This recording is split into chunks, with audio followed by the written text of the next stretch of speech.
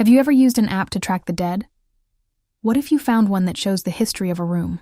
I found it yesterday. Echoes of the Dead. It was free. I downloaded it, thinking it was just a joke. I opened the app in my room. The number was 0. No deaths. A clean history. I felt a strange sense of relief. Stupid app, I thought. I threw my phone on the bed and went to get some water from the kitchen of my large, spacious house, so big that you could easily lose yourself in its long, dark hallways. When I returned to the room, silence wrapped around the place in a disturbing way. I looked at the bed. My phone was glowing in the dark.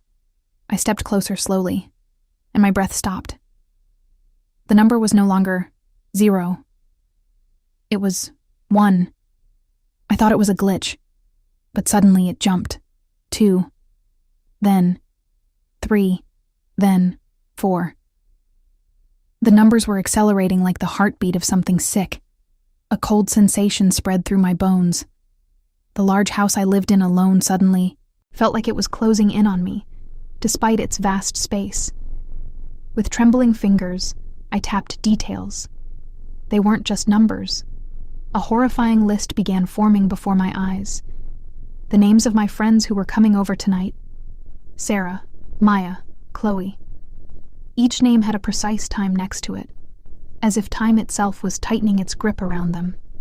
I scrolled down, and my heart stopped. Sarah. Time of death, 8:43. I looked at the clock on my wall. 7 p.m. I glanced around my house, the wide hall, the marble stairs I used to show off, the chandeliers lighting the corridors. Then I laughed. Seriously? Am I turning into a coward because of a stupid app? This huge house, admired by everyone, had suddenly turned into a haunted palace in my mind? What nonsense. I turned off the phone in annoyance. Absolute stupidity, I muttered.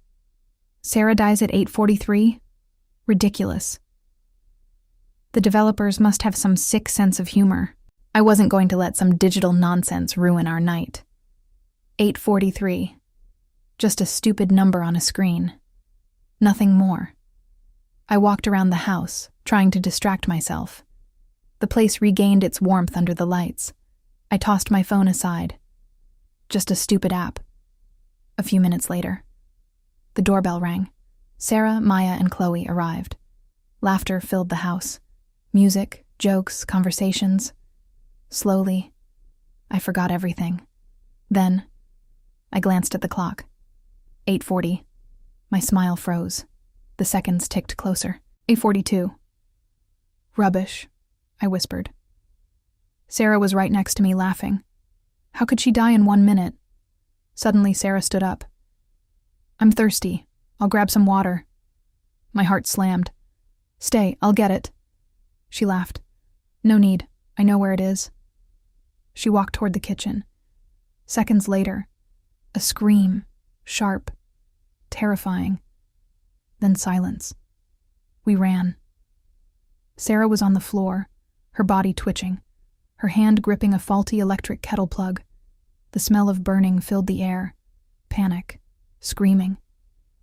No signal, Maya shouted. I grabbed my phone. The number changed. 7. Then 6. I checked. Chloe, 8:59. Power. I shut off the electricity. Darkness. We tried to save Sarah.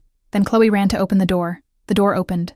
3 masked men, screaming, struggle, knife. Chloe, dead. Kill them. 8:59. We ran, hid. Phone, 5. Maya, 10 minutes. New names, Ali, Youssef. They were part of it. Chaos, gunshots. Maya fell. I ran. Locked myself in a room. Phone, 3, my name. Help. Camera on. Their spirits. Sarah, Chloe, Maya, pointing, a baseball bat. Message. It's me, Sarah. Hit him. I did. I killed him. Then the other one came. Chased me.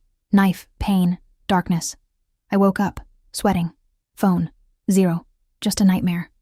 Then, my phone rang. Sarah. We're outside. Open the door. Then, the app notification.